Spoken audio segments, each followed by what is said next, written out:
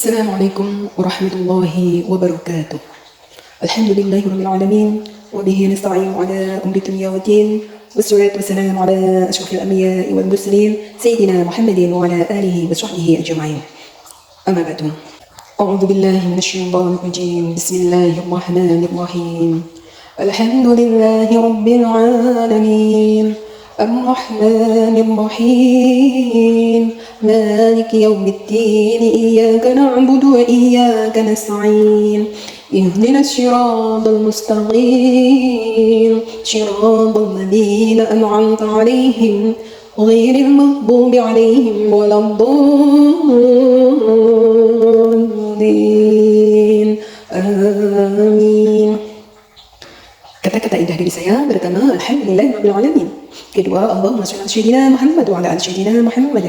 Ketiga, aku sayang kepada orang tuaku dan aku sayang kepada kalian semuanya. Nah, sekarang kita melanjutkan lagi mengaji surat An-Nisa. Kita belajar tartil. Kita mulai. A'udzu billahi minasy syaithanir rajim. Bismillahirrahmanirrahim. Rusulan mubashshirina wa mundhirina li'alla yakuna lin-nasi 'ala Allahi hujjatun ba'da ar-rusul. Wa kana Allahu 'azizan hakima. لكن الله يشهد بما أنزل إليك أنزله بعلمه والملائكة يشهدون وكفى بالله شهيدا إن الذين كفروا وصدوا عن سبيل الله قد ضلوا ضلالا بعيدا إن الذين كفروا وظلموا لم يكن الله ليغفر لهم ولا ليهديهم طريقا إلا طريق جهنم خالدين فيها أبدا وكان ذلك على الله يسيرا يا أيها الناس قد جاءكم الرسول بالحق من ربكم فآمنوا خيرا لكم وإن تكفروا فإن لله ما في السماوات والأرض وكان الله عليما حكيما يا أهل الكتاب لا تغلوا في دينكم ولا تقولوا على الله إلا الحق إنما المسيح عيسى بن مريم رسول الله وكلمته ألقاها إلى مريم وروح منه فآمنوا بالله ورسله ولا تقولوا ثلاثة انتهوا خيرا لكم إنما الله إله واحد سبحانه أن يكون له ولد له ما في السماوات وما في الأرض وكفى بالله وكيلا لن يستنكف المسيح أن يكون عبدا لله ولا الملائكة المقربون ومن يستنكف عن عبادته ويستكبر فسيحشرهم إليه جميعا صدق الله العظيم. Nah, demikian tadi kita belajar tartil. Nanti kita teliti, didengarkan lagi videonya. Kalau ada yang benar, alhamdulillah. Dan kalau ada yang salah, kita tahu letak kesalahannya. Sekarang kita belajar tafsirnya. Apa sih maknanya? Apa sih isi kandungannya? Dan pelajaran apa yang dapat kita petik dari kita membaca Al-Quran surat An-Nisa ayat 165 yang insya Allah sampai 172. Dengarkan baik-baik, perhatikan dengan tenang. Semoga Allah memberi rahmat kepadaku dan memberi rahmat kepada kalian semuanya. Amin, amin, ya rabbal alamin. Aku berlindung kepada Allah dari godaan syaitan yang terkutuk dengan menyebut asma Allah yang maha pengasih lagi maha penyayang. 195. Mereka kami utus selaku rasul-rasul, pembawa berita gembira dan pemberi peringatan agar supaya tidak ada alasan bagi manusia membantah Allah sesudah diutusnya rasul-rasul itu. Dan adalah Allah Maha Perkasa lagi Maha Bijaksana. Nah, ayatnya jelas ya. Ayat 165 ini menerangkan tentang tugas rasul-rasul di dunia ini untuk menyampaikan ya perintah Allah dan untuk menyampaikan apa larangan Allah. Jadi setiap zaman ya itu Allah mengutus rasul. Kalau zaman itu rusak, diutus rasul untuk menerangkan kebenaran. Kemudian kalau sudah rasul itu wafat ya, kemudian zaman itu semakin lama semakin rusak lagi, agamanya dipelencengkan, dirubah-rubah. Kemudian Allah menyuruh seorang rasul lagi untuk memberi keterangan yang nyata, keterangan yang benar, untuk apa? Memberi petunjuk kepada manusia agar terarah. Kemudian sudah disampaikan, rasulnya wafat, terus agamanya dipelencengkan lagi. Begitulah seterusnya ya. Jadi itu janjinya Allah kepada anak cucunya Nabi Adam, bahwa jangan takut Adam, nanti anak keturunanmu nanti akan aku beri petunjuk, kata Allah ya. Setiap zaman akan aku utus seorang rasul untuk membimbing mereka. Sebelum adanya rasul, maka aku ampuni mereka. Maksudnya bagaimana? Kalau utusan itu tugasnya untuk menyampaikan ya, kalau sudah sampai ke telinga manusia itu wajib ditaati. Dan kalau tidak ditaati itu sudah dihukumi neraka.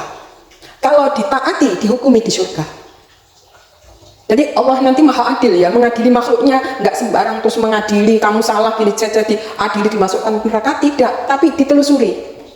Kalau sudah ada seorang rasul untuk menyampaikan risalah dan orang itu sudah mendengar lewat telinganya, sudah memahami, sudah mendengar atau sudah menerima dari dakwah agama Allah yang dibawa rasulnya, itu wajib mengimani. Dan kalau tidak, sudah dihukumi oleh Allah, bisa masuk neraka. Ada pertanyaan, lah kalau belum ada rasul ya, kemudian orang bersalah itu di mana? Dan orang benar itu di mana? Bagaimana cara mengadili Allah? Maka Allah itu akan meletakkan mereka tidak di surga dan tidak di neraka, tidak dihukumi mereka karena belum ada utusan untuk menjelaskannya, atau nggak sampai kepada telinganya karena nggak ada yang mendakwahinya, mungkin tempatnya terpencil sekali. Kemudian nggak dengar itu apa ajaran Rasul. Maka dia tidak dihukumi di surga maupun di neraka. Terus apa akibatnya mereka kalau belum ada utusan kemudian dia berbuat baik? Apa ada balasannya? Maka balasannya apabila ia melihat surga, diperlihatkan surga itu, walaupun dia nggak menempatinya, diperlihatkan surga itu seakan-akan dia merasakan kelezatan surga itu. Kalau dia berbuat baik, oh ya, belum tahu Islam, tapi sudah mengamalkan kebaikan-kebaikan, maka dia walaupun tidak di surga, diperlihatkan terus oleh Allah surga. Terus dia itu kan bahagia seperti menikmati surga. Begitu sebaliknya, hukuman Allah ya, belum ada rasul, dia berbuat kejahatan di mana-mana. Terus apakah Allah menghukuminya di neraka? Tidak, karena ya nggak ada dasar ya. Ya, nanti kan membantah ya manusia. Apabila diadili di hadapan Allah, membantahnya begini. Gusti, lho jenengan lho dereng nyampe kebenaran teng kula. Ujug-ujug ngeten iki kula mboten sumerep mana yang benar, mana yang salah. Ujug-ujug kok wis dileboni neraka piye to Gusti? Lah kan bantah ngono.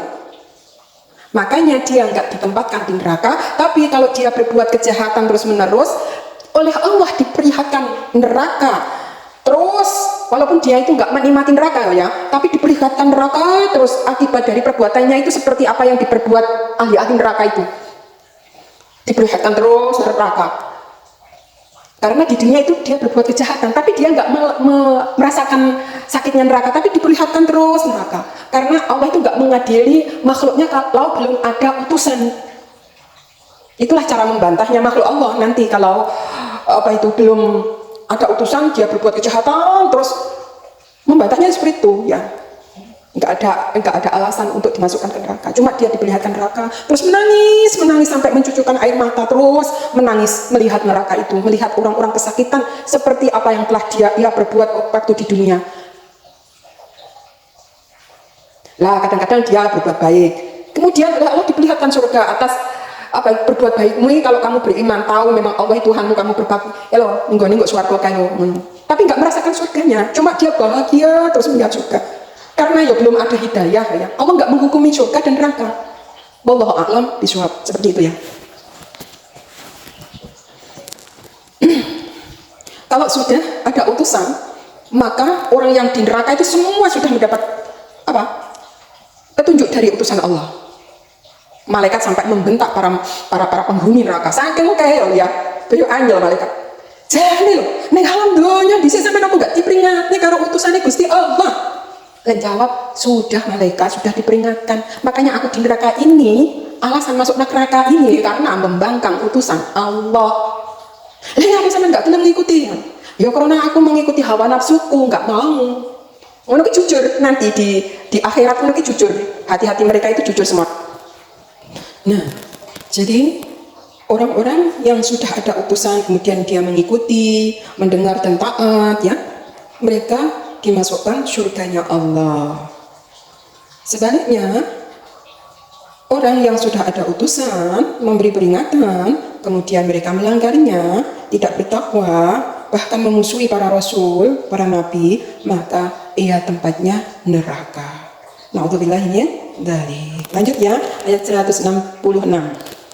Mereka tidak mau mengakui yang diturunkan kepadamu itu, tetapi Allah mengakui Al-Quran yang diturunkannya kepadamu. Allah menurunkannya dengan ilmunya, dan malaikat-malaikat pun menjadi saksi pula. Cukuplah Allah yang mengakuinya. Nah, jadi orang-orang kafir, orang-orang yang didakwahi Rasul, itu nggak mau meyakini ya, nggak mengakui Nabi Muhammad itu Nabi akhir zaman, nggak mengakui Al-Quran itu kitab Allah, firman Allah, nggak mengakui ya orang-orang kafir itu. Cukup Allah ya yang mengakuinya. Nah, bahkan para malaikat pun menjadi saksi, karena yang difirmankan Allah itu nggak ada sedikit pun yang bertolak belakang dengan apa akal manusia. Jadi ilmu-ilmu Allah yang begitu luas itu disampaikan kepada manusia ya lewat utusan, yaitu para nabi, para rasul, kemudian diberi Alkitab atau firman-firman Allah seperti Al-Quran. Sesungguhnya orang-orang yang kafir dan menghalang-halangi manusia dari jalan Allah benar-benar telah sesat sejauh-jauhnya. Nah, jadi orang kafir itu ada orang kafir yang baik, dia tidak memusuhi, tidak menghalangi, toleransi, saling menghargai, hormat-menghormati ya. Itu orang kafir yang baik. Kita tidak boleh menyakiti mereka. Tetapi ada orang yang kafir itu memusuhi, menghalangi manusia untuk beribadah. Bahkan orang kafir itu memusuhi umat Islam, bahkan mencelakai, membunuh, membantai, bahkan membakar kitab-kitab suci. Maka mereka itu telah sesat sejauh-jauhnya. Sudah diberi peringatan, nggak mau menerima, tapi membalasnya dengan kejahatan.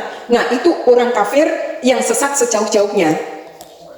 Ya, kalau toh orang kafir yang baik, contohnya ya, membiarkan orang sholat, membiarkan orang-orang membaca Al-Quran, membiarkan orang mengaji, membiarkan orang azan, membiarkan pokoknya mendukung umat Islam, nggak memusuhinya, itu orang kafir yang baik. Walaupun sesat, tapi tidak menambah dosa menyakiti umat Islam. Yang parah itu sudah kafir ya, tempatin rokok, ditambah menyakiti umat Islam. Makanya dikatakan orang yang sesat sejauh-jauhnya. Lanjut ya, 168. Sesungguhnya orang-orang yang kafir dan melakukan kezaliman, Allah sekali-kali tidak akan mengampuni dosa mereka dan tidak pula akan menunjukkan jalan kepada mereka. Na'udzubillah, na'udzubillah. Jadi Gusti Allah memerintahkan Rasul ya sudah ya, tapi mereka menolaknya, itulah jenenge wong kafir. Kalau belum ada utusan, mereka belum dikatakan kafir, nggak ada hukum. Tapi kalau sudah diutus utusan menyampaikan ya risalah, petunjuk kepada umat, kui bisa dikatakan kafir dan dihukumi neraka karena kekafirannya, tidak menerima ajaran Allah. Mereka zalim, tidak menempatkan sesuatu pada tempatnya. Allah tidak akan mengampuni mereka. Sudah kafir, zalim, jahat, bengis, kejam, membunuh, membantai, mencari harta dengan zalim, ya, merampok tanah, merusak rumah, mengusir warga, orang-orang zalim seperti itu loh ya. Oleh Allah nggak diberi petunjuk jalan menuju kebenaran, jalan di surga itu nggak diberi. Mereka sesat sejauh-jauhnya, makanya seperti itu, sudah kafir oh ya, wis nggak mau menerima Islam, kemudian berbuat kejahatan, ya, makanya sesat sejauh-jauhnya. Naudzubillah min dzalik. Nggak ada yang memberi petunjuk kepada mereka. Dosa-dosa mereka nggak diampuni, ditempatin neraka jahanam, tertutup rapat dengan api, batu, dan manusia. Wah, kenaan geni sak titik lo ya, rasanya sakit kaya yang dahane dibakarin rokok terus kekal loh seterusnya lo ya. Maka kita doakan ya, semoga Allah itu memberi hidayah kepada mereka ya. Mereka itu juga makhluk Allah ya, manusia keturunannya Bani Adam. Kasihan sekali kalau nggak mendapat petunjuk ya, nggak mendapat hidayah, kasihan sekali. Dan yang dunia kelihatannya petantang-petenteng ya, ini kok akhirat nanti loh, kasihan yang dipandang nanti di akhirat ya. Ya Allah, kasihan bikin rokok kekal, kenaan geni saat mulai rasanya sakit banget, bisa melepuh tangan, bisa melepuh kaki, kulit ini ya Allah. Kita doakan orang-orang yang belum dapat hidayah, semoga Allah memberi hidayah ya. Amin amin ya rabbal alamin. Semoga mereka selamat semuanya dan bisa memasuki surganya Allah. Sekarang 169, kecuali jalan ke neraka jahanam, mereka kekal di dalamnya selama-lamanya, dan yang demikian itu adalah mudah bagi Allah. Naudzubillah, naudzubillah min dzalik. Jadi wong kafir, jahat, bengis, kejam, zalim, pembunuh, perusak rumah, pengebom rumah, mematikan orang, rakyat kecil ya, dimusuhi dan sebagainya, mereka nggak dapat petunjuk dari Allah yang hanya adalah apa? Jalan menuju neraka. Mereka kekal di dalamnya. Itu bagi Allah itu mudah sekali. Makanya kita itu sebagai hamba Allah selalu berdoa, Rabbana atina fid dunya hasanah wa fil akhirati hasanah wa qina adzabannar. Orang Islam loh, wis Islam, taat, takwa, masih setiap hari doanya seperti itu. Sebab kita itu punya iman, punya Islam, punya kebaikan. Siapa yang memberi? Allah. Dan kita pun tetap berdoa, minta sama Allah agar diberi istiqomah dalam ibadah, bisa berzikir, bisa bersyukur, bisa beribadah dengan baik, terus diniang-niangkan setiap sholat itu berdoa meminta kepada Allah, saking takutnya kalau takdirkan seperti ayat 169 ini ya. 169 itu orang-orang kafir itu hanya diberi jalan menuju neraka. Wis kejahatan, mereka setiap hari menambah dosa, membunuh, membantai orang, merusak, terus ya rakyat sipil yang tidak berdaya itu terus disakiti. Sekarang masih ada ya seperti itu. Makanya memang benar kata Allah dalam firman-Nya, mereka itu nggak dapat petunjuk kebaikan kecuali menuju jalan nerakanya Allah. Ning donya ki wis bisa disawang penggiane maksiat ya. Sing paling kejam kita lihat di berita-berita di YouTube, di TV, itu Yahudi Israel ya, membantai rakyat Palestina, rakyat sipil yang tidak berdaya, rakyat sipil yang tidak bersalah, rakyat sipil yang tidak bersenjata, mereka berlaku semena-mena. Ya seperti itulah yang dimaksud, mereka nggak dapat petunjuk kecuali hanya jalan menuju neraka. Setiap hari menambah dosa, sudah nggak beriman kepada Allah, tidak beriman meyakini bahwa Nabi Muhammad utusan Allah, tidak meyakini Al-Quran kitab Allah. Terus setiap hari berbuat permusuhan, fitnah, adu domba, membunuh, membantai.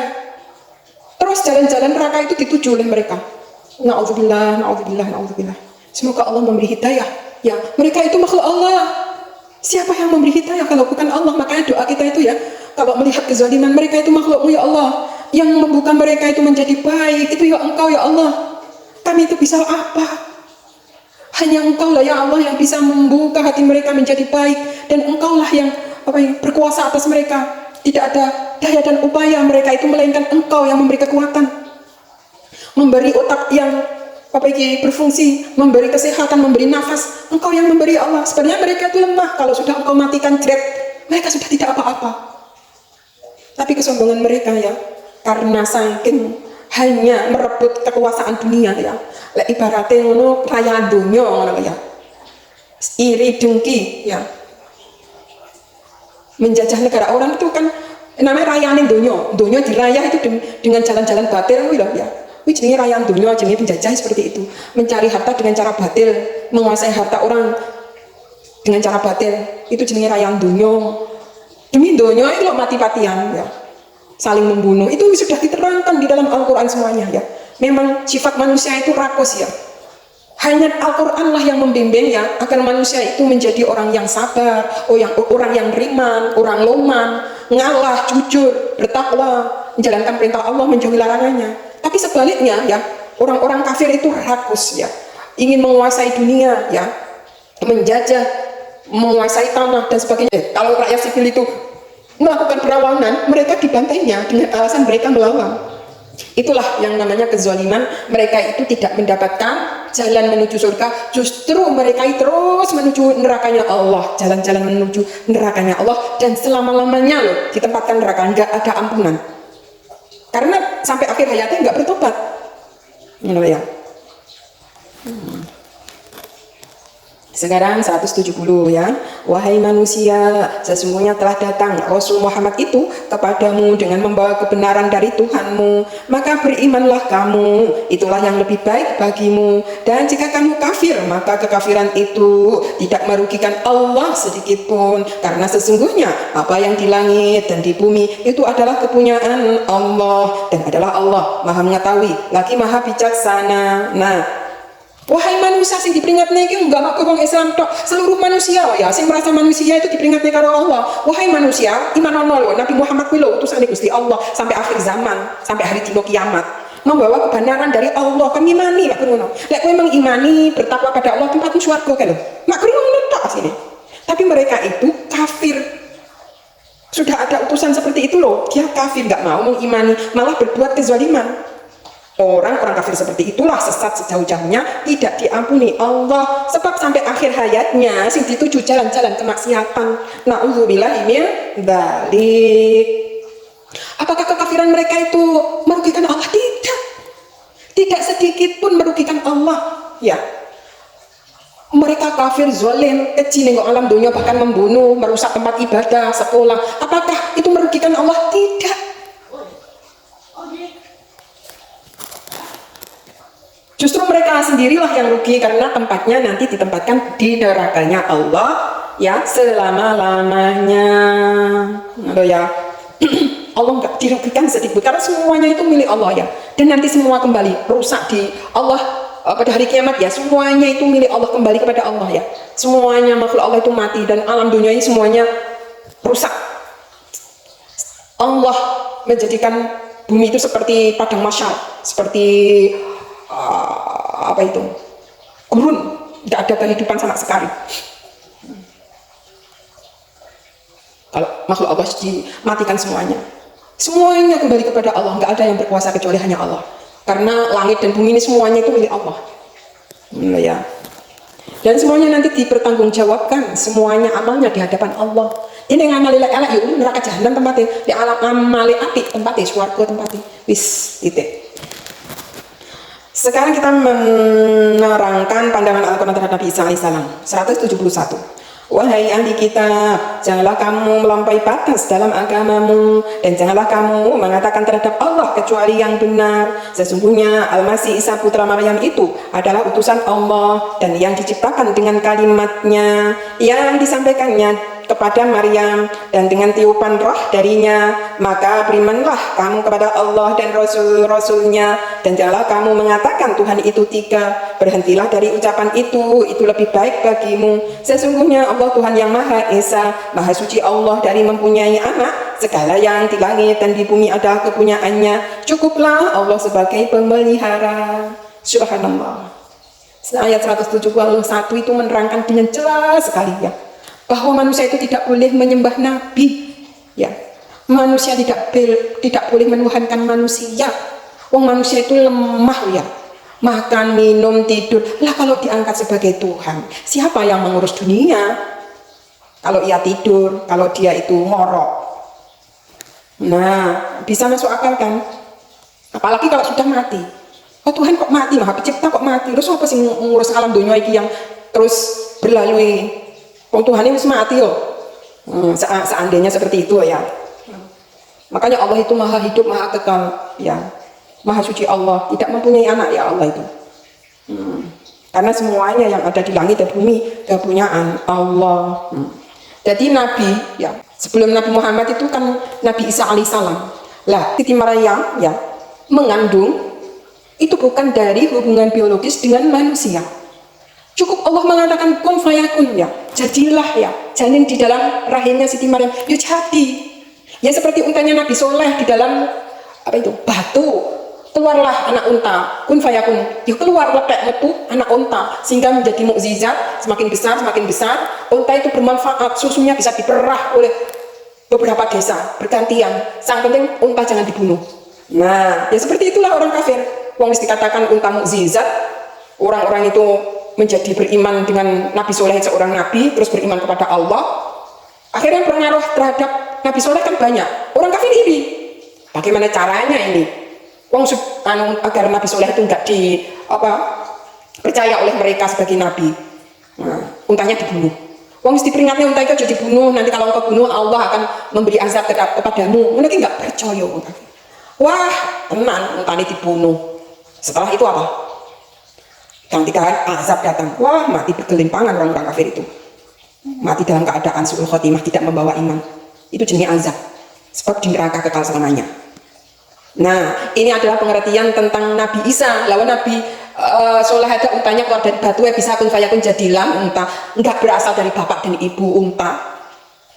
Lah apalagi kalau hanya Siti Maryam, kun fayakun sudah ada perempuan suci yang namanya Siti Maryam. Wis enek rakau peking jeruk, wis enek rahimnya, ya. Hanya kun fayakun janin tumbuhlah di rahim Siti Maryam. Oh ya langsung tumbuh janin. Kemudian Allah meniupkan roh, ya, yang namanya Nabi Isa. Benar ya? Nah prosesnya tapi enggak dengan melalui biologis. Seorang suami atau laki-laki. Makanya banyak mereka itu mengagung-agungkan, ada yang mengagungkan malah disembah.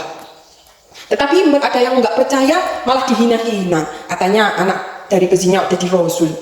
Jadi mereka itu yang satu itu mengagungkan sederajat sebagai Tuhan, yang lainnya ya menghina wong anak pezina kok jadi rasul. Jadi Al-Quran itu inilah penjelas yang sejelas-jelasnya ya. Kon beriman ya, aslinya nak setiap zaman ya. Nabi pada waktu zaman rusak, pada zamannya Nabi Musa, Fir'aun ya bengis kejam, Allah mengutus Nabi Musa, itu bentuk kasih sayang terhadap manusia agar selamat. Yang namanya Fir'aun itu selamat namanya. Tapi karena kekafiran, karena kesombongan ya, memang janjinya iblis itu menyesatkan anaknya Bani Adam, akhirnya nggak tertolong kesesatannya. Kasihan kan Fir'aun itu yun anak Bani Adam loh. Ngono ya. Jadi itu bisa jadikan pelajaran, makanya sampai sekarang ini ya wis enek pelajaran sebelumnya ya. Wong Fir'aun ini raja sugih menguasai negeri, tetapi kalau Allah menderajatkan neraka ya sampai akhir hayatnya nggak membawa iman. Padahal di dekatnya itu ada anak angkatnya Nabi Musa alaihissalam dan Nabi Harun alaihissalam yang jadi pemeringatnya. Itu bentuk kasih sayang Allah. Coba kalau Fir'aun itu belum ada utusan Nabi Musa atau Nabi Harun, kejahatan Fir'aun itu nggak ada yang mengadili nanti. Nanti Fir'aun seumpama nggak ada utusan kemudian mati ya, kejahatan ini Allah nggak bisa mengadili. Makanya diutus utusan yang namanya Nabi Musa alaihissalam dan Nabi Harun alaihissalam. Betul ya? Ya seperti tadi aku katakan, seandainya Fir'aun itu mati sebelumnya belum ada utusan, terus kejahatannya itu nggak ada yang bisa mengadili. Bahkan Allah pun tidak akan bisa mengadili. Sebab nanti di akhirat membantahnya begini, Gusti, jenengan cucu nyemplung nih keluar rokok itu alasannya apa? Lah kula iki lho mboten jenengan perintah, mboten jenengan larang lewat utusan. Cucu kok ngadili kaya ngene iki piye? Ya ngono ya. Ngono lho ya. Makanya kalau sudah ada utusan, batas untuk mentaatinya. Kalau enggak mentaati ya neraka tempate. Terus akhirnya ada keadilan. Wong sing nempati neraka kabeh wis diberi petunjuk oleh Allah. Pokoknya wong kok nyemplung neraka kuwi karo Gusti Allah wis diberi petunjuk tapi enggak mau menerima. Ngono lho ya. Lah wong sing ning swarga kuwi ya krana wong karo Gusti Allah diwehi petunjuk tapi dia menerima akhirnya tempatin ning kok swarga. Oh ya, wong ning swarga kuwi. Sudah paham kan? nggak tahu cuma mengimani bahwa Siti Maryam wanita suci, bahwa Nabi Isa itu diciptakan dengan kun fayakun, jadilah manusia dari rahim Siti Maryam. Siti Maryam itu tidak berbuat zina, kan meyakini ngono ora gelem. Enggak gelem meyakini Nabi Isa itu adalah utusan Allah, ya enggak gelem ngakui. Bahkan di zamannya Nabi Musa, Fir'aun ki ora gelem ngakoni lek Nabi Musa utusan Allah. Wong anak diingi sore segedene aku ada di utusan. Nah itu semuanya itu karena kesombongan. Begitu Bani Israel pada zamannya itu ya. Enggak gelem Nabi Isa itu pas waktu berdakwah ya, waktu hidupnya ya, kan terus berdakwah ke Nabi Isa itu. Enggak mau meyakininya. Jadi sebagian yang mengimani dihulu-hulukan ya, dimuliakan sampai sederajat Tuhan karena dia itu anak Allah katanya ya, lahir tanpa bapak ya, diciptakan Allah langsung, sehingga mereka itu seakan-akan hulu ini berlebih-lebihan dalam memahami agama itu, dilebih-lebih nih sampai diderajatkan Tuhan itu kan yo ibaratnya kurang adab. Bahkan seandainya Nabi Isa hidup ya nggak mau dikatakan seperti itu, nggak mau, karena di dalam Al-Quran diterangkan juga ya, sembahlah Allah Tuhanku dan Tuhanmu, jangan sembah aku adalah utusan Allah. Nah seperti itulah ya. Jadi Islam ini tengah-tengah mengakui bahwa Nabi Isa itu adalah makhluk Allah yang dijadikan utusan seorang Rasul untuk memberi risalah kepada manusia agar menyembah Allah. Nah, setelah Nabi Isa wafat malah justru mereka menyembahnya karena apa? Dihulu-hulukan ya bagi mereka ya, dilebih-lebihkan, lek nyanjung keduren lek nyanjung, lek apa iki memahaminya. Tapi sebagian nggak mau mengimani, direndahkan, anak itu zina jadi rasul. Nah, jadi Islam itu tengah-tengah menjelaskan bahwa Siti Maryam min wanita suci, Nabi Isa itu yo makhluk seperti manusia biasa ini. Masalah kun fayakun, jadilah manusia, itu mudah bagi Allah. Seperti sebagainya menciptakan Nabi Adam tanpa bapak, tanpa ibu, dari tanah kun fayakun, jadilah Nabi Adam, yo jadi Nabi Adam. Dari igone Nabi Adam kun fayakun, jadilah Siti Hawa, yo jadi. Jadi nggak oleh dihulu-hulukan ya. Sampai Nabi Adam ya disembah, Siti Hawa ya disembah. Gak boleh. Mereka itu adalah makhluk Allah, seorang nabi dan rasul. Beda nih, seorang nabi Adam itu nabi ya, karena belum menyampaikan kepada umatnya jadi anak EDW. Lele Nabi Isa itu sudah dikatakan rasul, memimpin seluruh umat itu banyak ya, dipimpin dan menerima apa? Wahyu, yaitu kitab Injil. Itu jenis rasul utusan. Nah seperti itulah ya. Jadi sudah sangat jelas ayat 171 ini, ojo menghina Nabi Isa, ojo menghina Siti Maryam, tapi juga jangan menghulukan, meninggi-ninggikan derajat mereka sederajat Tuhan ya, karena mereka adalah manusia biasa, makan, minum ya, lemah ya. Mereka itu mempunyai mukjizat Allah yang memberi ya. Tanpa Allah mereka juga tidak bisa apa-apa. Kalau Allah sudah mewafatkan mati ya sudah nggak bisa apa-apa. Nah, seperti manusia hal biasa. Seperti manusia biasa maksudnya seperti itu. Sekarang 172. Al-Masih sekali-kali tidak enggan menjadi hamba bagi Allah, dan tidak pula enggan malaikat-malaikat yang terdekat kepada Allah. Barang siapa yang enggan dari menyembah Allah dan menyombongkan diri, nanti Allah akan mengumpulkan mereka semua kepadanya. Kalau sombong ya, Nabi Isa itu ya sholat, menyembah, berdoa, itu kepada Allah. Meminta ya pertolongan hanya kepada Allah, menghambakan diri hanya kepada Allah. Disembah sholat itu disembah Allah. Seperti para malaikat ya, menghambakan diri hanya kepada Allah. Ya. Lah wong lek sombong nggak mengakui kebenaran, lah wong ikulah wong sing sesat sejauh-jauhnya. Mereka merugi. Wong bakal emang tetap mati kok, terus diadili oleh Allah, semua nanti kembali kepada Allah ya. Makanya mumpung masih di dalam dunia, masih hidup di dunia ini ya, yang sudah dapat hidayah terus, semoga dapat hidayah terus sampai akhir hayat. Kalau yang belum dapat hidayah, kita doakan ya, umat Islam itu terus mendoakan mereka manusia ya. Karena Allah menyampaikan bukan hanya kepada orang Islam, orang mukmin ya, tapi wahai manusia. Ayat 171 ayat 170 wahai manusia. Jadi manusia ning alam dunya kabeh kan sini diperingati Gusti Allah. Kon beriman bahwa Nabi Muhammad adalah utusan Allah, kitab Al-Qur'an adalah firman Allah. Kon meyakini ya. Menjalankan perintahnya, menjauhi larangannya, ya. Seperti nabi-nabi sebelumnya, seperti Nabi Isa, Nabi Musa, Nabi Harun, Nabi Daud, Nabi Sulaiman, Nabi Zakaria, Nabi Yahya, Nabi Ibrahim, Nabi Ismail, Nabi Ishak, semuanya sampai ke atas itu Allah yang disembah. Tidak menyembah manusia, nggak menyembah malaikat. Wong manusia disembah. Oh ya Nabi Isa nggak boleh disembah. Wong Nabi Isa itu yang disembah itu Allah. Malaikat itu yang nggak boleh disembah karena malaikat itu yang menyembah Allah. Mana ya? Wong menyombongkan diri nggak mau menerima kebenaran. Jadi wong kok nggak mau menerima kebenaran, ya, kuwi jenenge wong sombong, ya. Batasnya ngono. Demikianlah tadi keterangan surat An-Nisa ayat 165 sampai 172. Apabila ada salah kata dari ucapan saya, mohon maaf yang sebesar-besarnya. Kalau ada yang benar, boleh diikuti. Kalau ada yang salah, boleh dikritisi untuk membangun kedepannya menjadi insan yang lebih mengerti. Ihdinas siratal mustaqim. Wassalamualaikum warahmatullahi wabarakatuh.